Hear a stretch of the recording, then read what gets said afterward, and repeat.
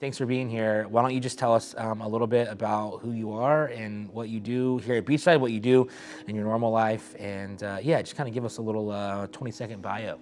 I am a storyteller, like you said, here in Upstreet. Recently, in the last couple 2 or 3 years, I've also been communicating in transit, which has been a nice stretch of my role here at Beachside. When I'm not here, my regular daily job, I'm an engineer. I work for Torch, but I was civil service and active duty in the Air Force for 32 years. And I'm an engineer. I do electronic warfare at Eglin with the F-35. I've been doing that for 20-ish years. When did excellence begin to be a priority for you, and then how did you kind of move into like, hey, I'm going to continue to pursue this? When I was a kid, very young, I'm growing up as a black kid in the South, and my mother told me, she said, people are going to judge you by the color of your skin right off the bat. So you essentially have to be better than everyone else at everything you do.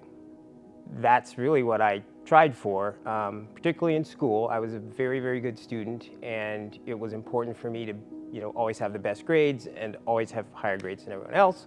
As I, have gotten older and more mature, I really started recognizing that, to be excellent or to be good at something is to do it because, God has gifted me a certain way, and I'm using these gifts, and I'm not necessarily trying to please the people around me. I'm not trying to please my boss. I'm doing the very best I can with what I have because that's what God has gifted me with. It's really fascinating. And I think one of the things that drew me to you for this topic was recognizing how you plan and prepare for Upstreet.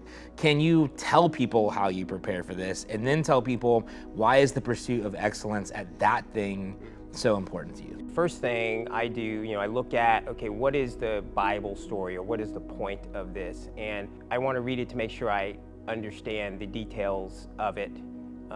And so then I read the script. Okay, what is it that we're trying to portray? What is it we're trying to teach? And then I usually early on in the week, read through it a few times, and then I record it. So I sit down at my computer and I go, 45 seconds to a minute, and I record myself saying the script, put it on my iPod, and then through the next day or so, I just listen to that, usually in my car, just driving around on the way to work. Then I'm working on saying it or presenting it the way I want to say it or present it. I get my transitions down, I get my examples down, and I make sure I'm comfortable saying it, and I'm usually just doing that in the bedroom, just kind of talking out loud, and then I think I have it. And so the reason why I put that effort into it is because it's important.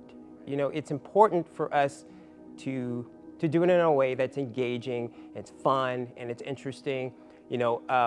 I got the Andy Stanley Communication 101 CD early on when I was doing this, and one of the things it says in there is that teaching the Bible to kids should not be boring. It shouldn't be, it can be engaging and interesting. Whenever there's a baptism video and a kid mentions me in the story, yeah, it makes me feel good, but it's also, okay, we're doing it.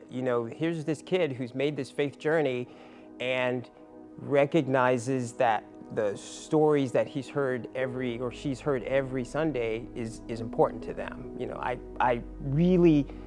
It really helps me to hear that and know that that's happened. If somebody were to say, hey Ken, I want to pursue excellence in my own life, or I want to take a next step in pursuit of excellence, where would you tell somebody to start when it comes to, hey, let's start pursuing excellence in our daily lives?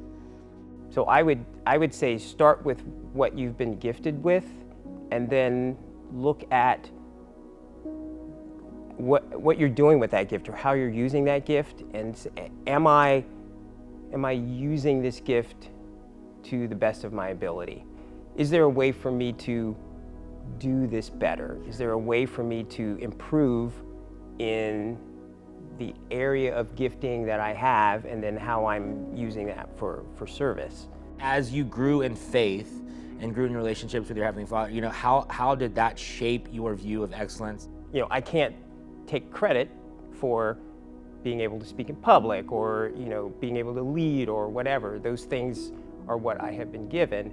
But because that's what I have been given, and because I feel like, in order to honor God with what I have been given, I'm going to use it. I'm going to use it in the church. I'm going to use it at work.